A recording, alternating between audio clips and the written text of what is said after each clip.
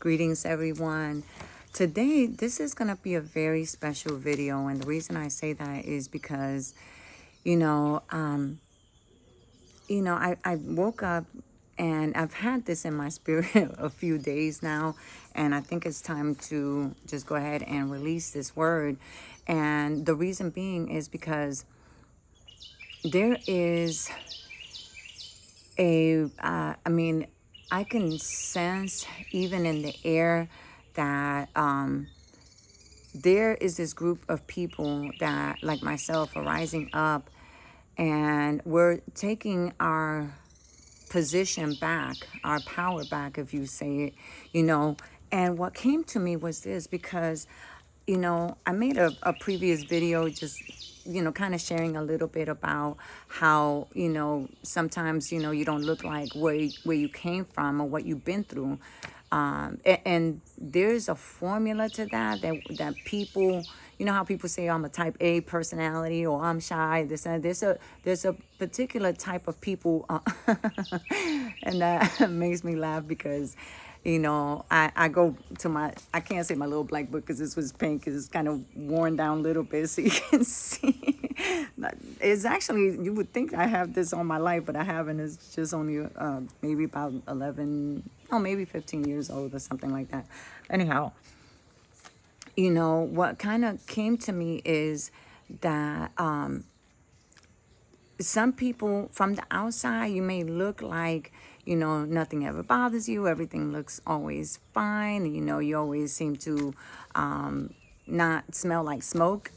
Sort of like Shadrach, Meshach, and Abednego after they've been thrown to the fire. When they came out, because they had spent that time with Jesus in the furnace, they came out, they didn't even smell like smoke. And so I'm talking to the people, to everyone who is open and willing to receive this message, okay? So what does it mean, coming out and not smelling like smoke, okay? There's if you've ever felt like, dang, you've been dealt a bad hand, and you've having, being knocked down, having to pick yourself up again, being knocked down, and trying to pick up yourself again, even people in your life, almost sabotaging your own life, because you're like, it's like almost your life gets hijacked into somebody else's life, whether it's a spouse, children, a job. Sometimes we allow people to hijack our lives, because we're not taking full authority over our own life. That there's something inside of you, and that there's something that you need to do, but we get in relationships, and again, this is whether it's work, whether it's a relationship with another individual, or relationship with your children, relationship with your friends. Sometimes if we're not careful, we let people hijack our lives, and we kind of get stripped of our own power, and by that I mean our own authority to lead our own life, okay?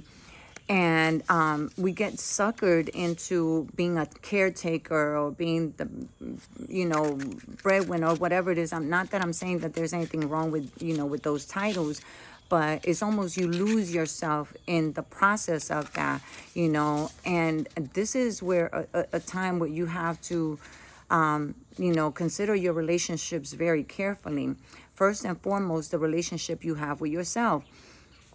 And this is a little bit of a confession to me, and the reason being is because this verse been in my head, and I'm gonna go ahead and read it real quick. It's found in Revelation, not a book that I read a whole lot, because it's very symbolic, and you really have to have guidance from spirit to be able to interpret this word, especially in the book of Revelations. However, this word came to me this morning, and they conquered him by means of the blood of the Lamb, okay, and by the word of their testimony. For they did not love and cling to life, even when faced with death. Meaning, you overcome by the word, by the power of the word in your testimony, okay? We know that without no test, there is no testimony, okay? And without no mess, there is no message. Okay. So, growing up, and this is my confession, growing up, I grew up in a very dysfunctional family, to say the least. And, there were a lot of generational curses in the family. Alcohol abuse, alcoholism, domestic violence, um, everything, you name it, incest, just shame, guilt. There's a lot of stuff in my family that, I had to overcome. And the thing is that, for the life of me, I remember growing up with my dad, who sexually molested me for a very long time, since I was 5 years old until I was 14, when I realized that I could, I had a voice, and I had to, say that was wrong. When you're 5 years old, you don't know what's right and what's wrong. This is your parent, and this is, but as I started getting older, as a child, if you can imagine, I dealt with a lot of loneliness. Not that I was lonely, but I felt separate and different than everybody else for a number of reasons. That was one of them, but I didn't feel like I was like everybody else. I felt different, very different than, other people and other children. And so while this happened, and then of course when I'm 14, I got a little bit of oomph in myself, and I started kind of taking some power back and saying no. And whenever there were domestic violent fights, my dad was very violent towards my mom especially, and then us as well. And then when I was 14, I kind of had enough of that, and I was the oldest in with my four siblings. I'm oldest of four. And so I felt like I had to defend everybody, against him, even my own dad, So I started taking my power back, and, I, would stand up to him. And of course, with fear, because I'm like little David and the Goliath. But still, it was something in me that was enough is enough, So needless to say, it was kept very quiet, I just, that was something, it was almost like everybody in the family knew, but nobody talked about it, kind of thing, which made it even worse, for me, so I thought I had to keep quiet because we had to keep dad out of jail, and all this ridiculousness that I had to undo and heal from. It took a long time. Thank God I'm on the other side of that, and I sympathize and I empathize, and that's where my heart is, to help women and children, especially been gone through stuff like that, because that could have, people come out of that, go into prostitution, promiscuity is one, because, you're trying to find love in all the wrong places, you don't, that hurt of not having your father be a father to you, and you feel like, you're not safe anywhere. So I had to draw into my masculine energy a lot. So I used the anger to kind of help me to stand up, and, but one more interesting part of that is the shame and the guilt that comes from that, and that was the biggest thing that I had to overcome. And I think, I've been strong in a lot of sense in my life. I had to be strong, and not wear my feelings on my shoulders, just bury them. I thought crying was weak. I thought, I would never open up and never be vulnerable to people, because even in my first marriage, I divulged some information to my then husband, letting him know what had happened to me, and, as a child, and, all these dysfunction that I grew up with. Needless to say, I was giving ammunition to the person to use that information and hurt me later on with that same information, and, there goes the dynamic of an empath and narcissist relationship, to where everything that I was saying, just being vulnerable, because who's who I am. I don't hide who I am. I don't, anything that I've done, I can say, yes, I've been there. We all go through things. We all do things, and I've, when I cure myself of shame and guilt, you have to take ownership for your part, for the things that you do, and acknowledge that and makes those wrongs right. Okay. So, going back to the shame and guilt, so I carried a lot of shame and guilt, and then I was able to release it. But then here comes new shame and new guilt, as you live life, you start piling these things on you, especially if you're an empathetic person. If you're an empath, you tend to be more self-critical of yourself and how your behaviors hurt others, knowing that we're not perfect. None of us are perfect, but we take that even stronger because we hold our own self accountable to things, So, but there's a balance to that too, okay? We just have to understand we're not perfect. Yes, we're also growing. No, we haven't,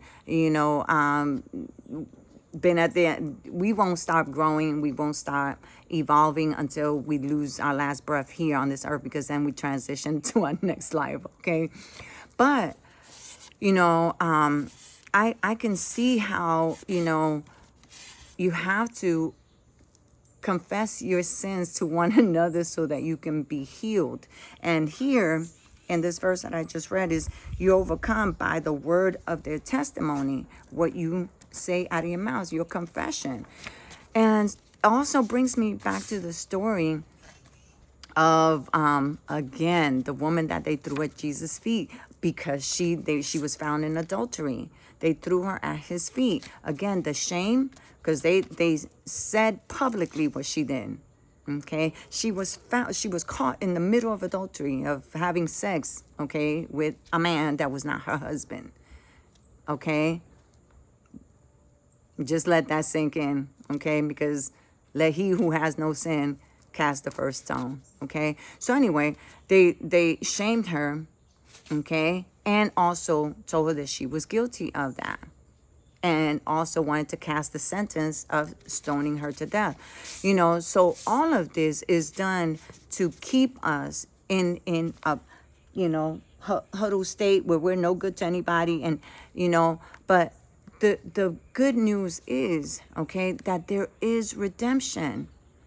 There is redemption. There's redemption for everyone. Okay, what constitutes redemption? Okay, when we take accountability.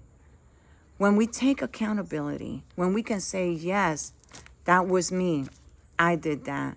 Okay, when you take accountability for your own actions, no one else can find you guilty. Okay, no one else can find you guilty. Guilt and shame can cause so much harm to a person's life. Okay, people would not grow and would not evolve, and they can't even, is based of fear, a fear of what people are going to think about you, fear of how people are going to treat you, fear of not being seen as a good person. Okay, it's fear based. But when you take ownership of that, you do that for yourself first. You ask for forgiveness for yourself first.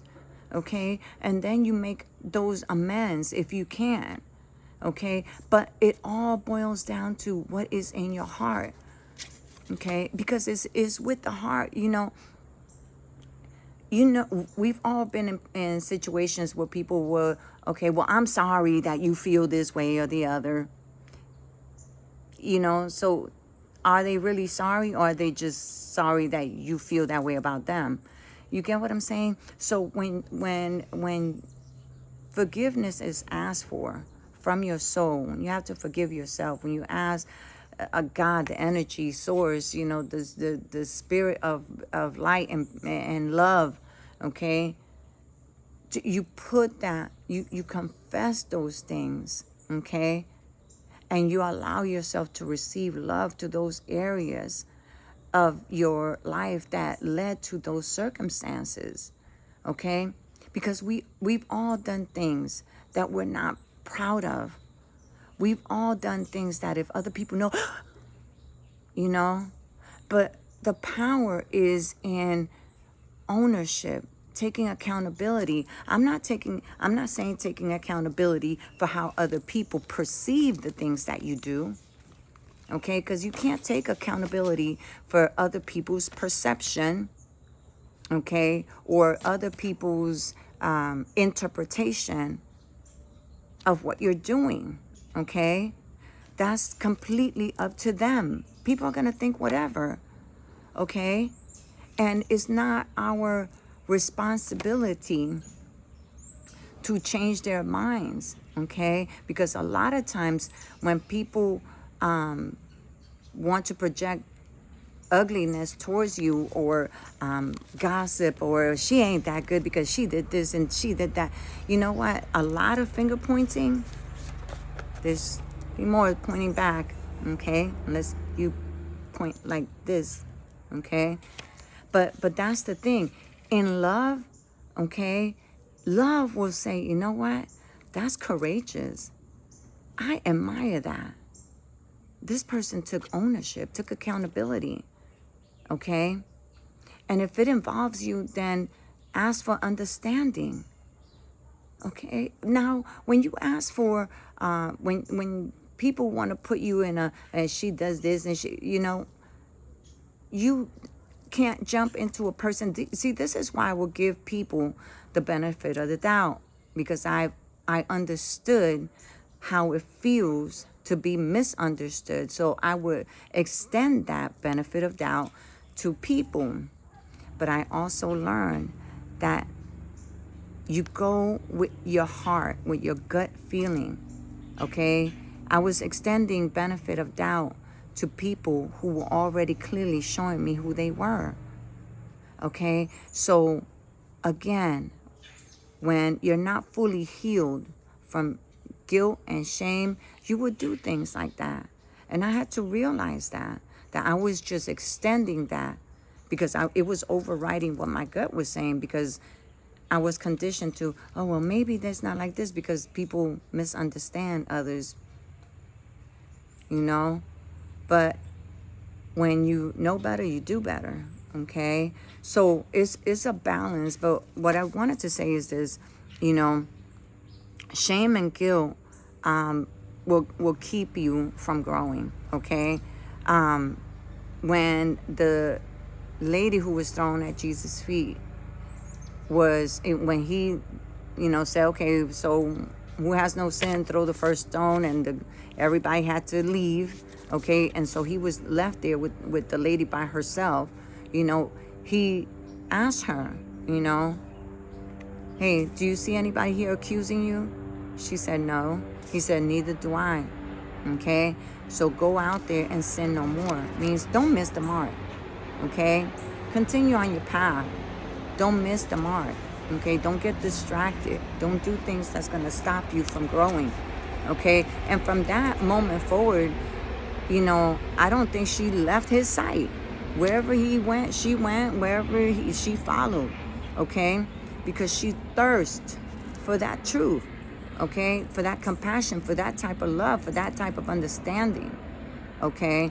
And, to me, on top of going through everything that I, explained earlier, and it's a lot more, okay?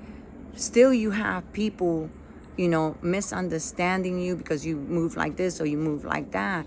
A lot of times, and again, another thing that comes with this journey is that you do have a strength. Hey, B.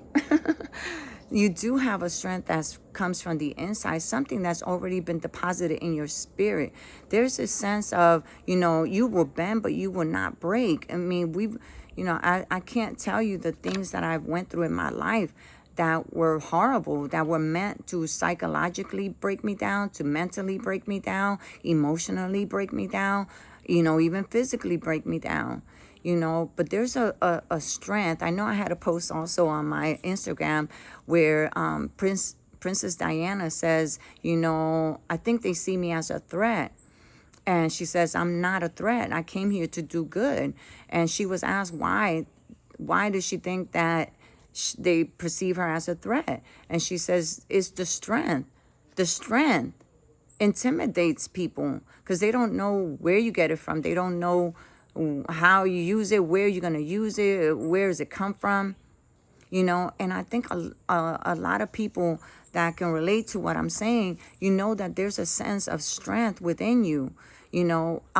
Ever since I was a child, ever since I was 6 months old, as I'm told the story by both my mom and my dad, tell me how, my life was threatened. I was left in a building, and I was born in Manhattan. So my parents lived in the 5th floor, and the building caught fire. And my mom and my dad forgot me in the crib and fled the building. And then, of course, when they get down, to the level, they remember that I was in the crib, try to go back up. Firemen, had evacuated the building. She wasn't allowed to come up and get me. So I'm assuming one of the firemen got me. And throughout my life, I have experiences, near-death experiences, But I say like this, whatever I'm here to do, I'm gonna be here for that. God does have a special protection over His people, especially those that have been kicked down enough to say, I have to just. I have to live. I have to live because there's something that's calling me. There's something that's driving me. Certainly something that's protecting me through this journey. And the protection comes when your genuineness, you are free of ego. You're free. I mean, I've been put through so much shame and so much guilt that at the end of the day, it was either I succumb to the guilt and shame or I rise up from the ashes, and I chose, like the phoenix, to rise up from the ashes. Yes, I've been through that. I was this, I did the other. It could have been a whole lot worse too.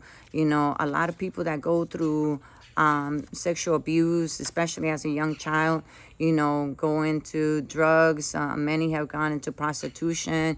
You lose your mind, you lose a sense of self. I thank God that, for whatever reason, I was saved from that particular outcome. But nevertheless, the dealing with, the mental anguish and the things that you have to overcome, separating love and sex. And, it's like when that's happening, you place yourself in another place. And, it's a lot of parts of my childhood that I still have a hard time remembering. And I don't bring memories up if I don't need to, or, if they come up, I'll deal with it. And I, always, everything is always here to teach you. Everything. I take everything. All things work together for my good, okay? And what the enemy meant for evil, okay, God turns around for the good of those who love Him, okay, and are called. So I take that to heart for real. And that's where, if anything, that's where my strength comes from. As a 5-year-old, even when that happening, without me even knowing how to read, I remember this one song. I will lift up my eyes to the hills from which cometh my help. My help comes from the Lord who made heaven and earth. And I sung that as a child in Spanish, of course, and I memorized that, and almost as if God deposited that word in my spirit. And that was my confession every time I spoke and I sang those words. Okay, it was a confession. Those words vibrate into the air. If we know words are spells, so they vibrate into the air. It was an affirmation of sort, So it was almost preparing me. And I thank God that the sensitivity to His leading and his guidance has always been there. Not that I've been a godly Christian per se, but it's not about rules and regulations and, things like that. It's about your moral character, about how you carry yourself, what makes you you, okay? What drives you? What is the passion that you have behind? Who are you? Who are you when nobody's looking? Who are you? What do you stand for? What core value do you honor within yourself? Okay? A lot of people out here projecting. Oh, she thinks she this, she thinks she that. I heard it all, okay? To be honest, I don't think I'm anything other than an experience here on this earth, okay? And just observing, and a consciousness that there's a lot that I'm exploring, but it all comes with, you have to be honest and vulnerable with God first, with the essence of life. You can't. In this physical world, we can change our hair color. I've done it. It's got a little fiery red. I don't know what I was doing, but seems to work, so I love it. We change our clothes. We put makeup on. I love my little jewels and everything. I'm enjoying just being me, y'all, okay? Just let me have it, okay?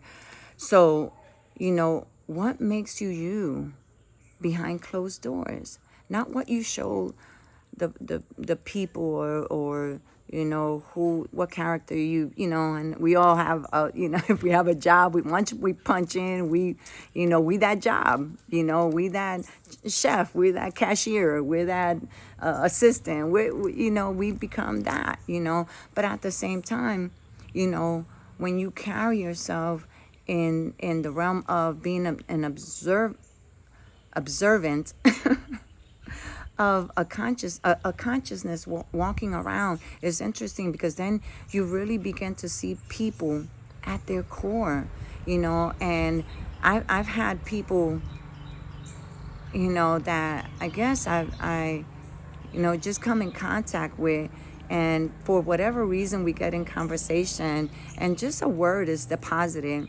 and I've had people look at me and, are you a preacher? Or, no, I just love God. I love people, I am humble to the one that gives and takes away life.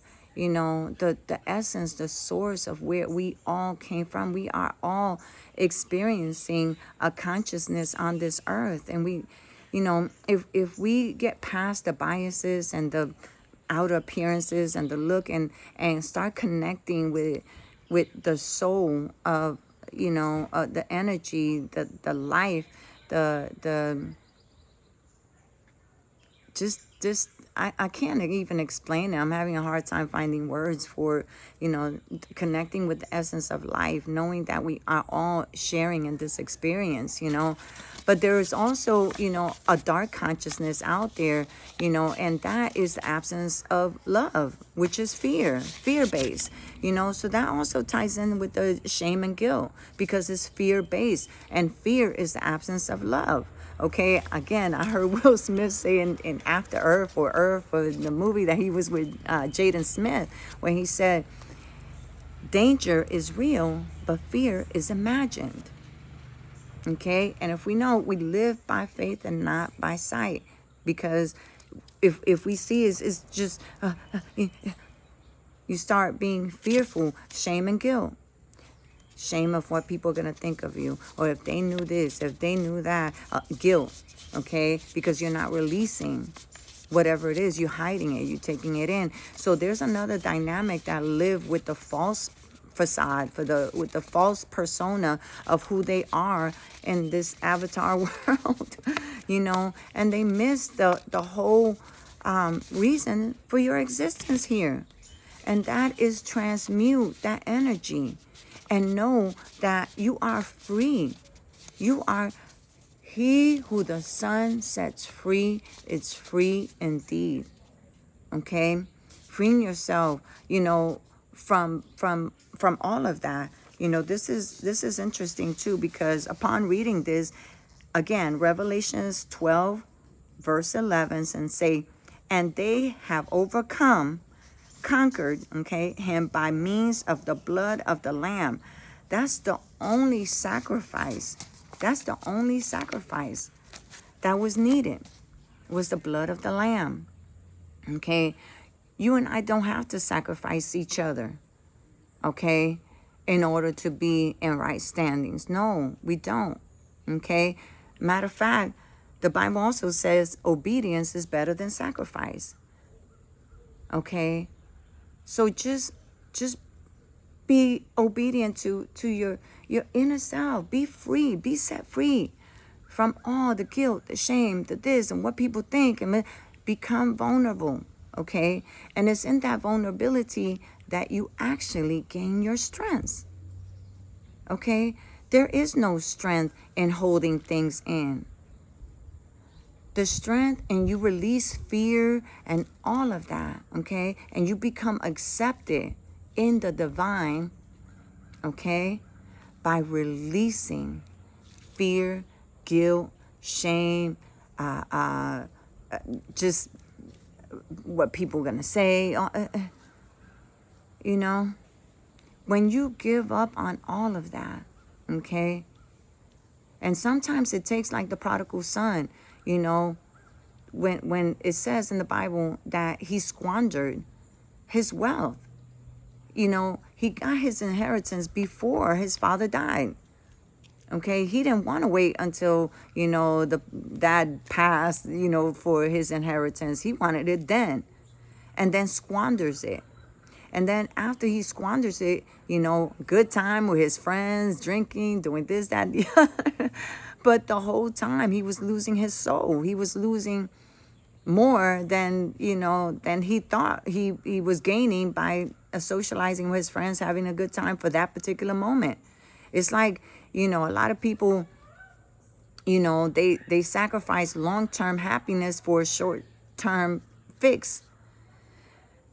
That's one of the, what is it, quick rich schemes. You think you're going to get a big gain, what is it, the 3-card you start betting, instead of preparing, instead of, setting yourself into a firm foundation. People just want to cheat life. You cannot cheat life, okay? You're going to experience here whatever experience you process or you hold yourself back from, okay? And we're here to become conscious, a conscious awareness, okay, of what you are and who you are and what is the essence of life, okay? And you have to shed the thought that you have to be perceived this way or perceived that way, and really dig deep. What is it that you bring to the table? We all have gifts and talents that we bring to the table, okay? But a lot of times we live in fear, fear, shame, guilt, all those things that keep us from experiencing life to the fullest, okay? And it's not until we release those things that we can become real, first with ourselves, okay? Then we become a light, then we become a conscious awareness on this earth, and I love that about life. I love that it has taught me that, and for that I feel responsible to share that. You may not see many numbers on my videos for now, okay? Or anything like that. I don't do a bunch of promotion and promoting myself on my videos or whatever. It's for whoever finds them, okay? But you better believe that the people that I come in contact in real life, okay, the people that I meet every day, the people that I talk to, any encounter that I have, okay, I'm a conscious awareness, okay, of this essence that I feel very connected to, and I feel is a journey that has already been picked out for me. All I'm doing is just following, you know. So, you know, again, I love life, and I love this path that I'm on. It's not been easy, and it's never going to be just easy. You know, anything that comes easy is not worth having.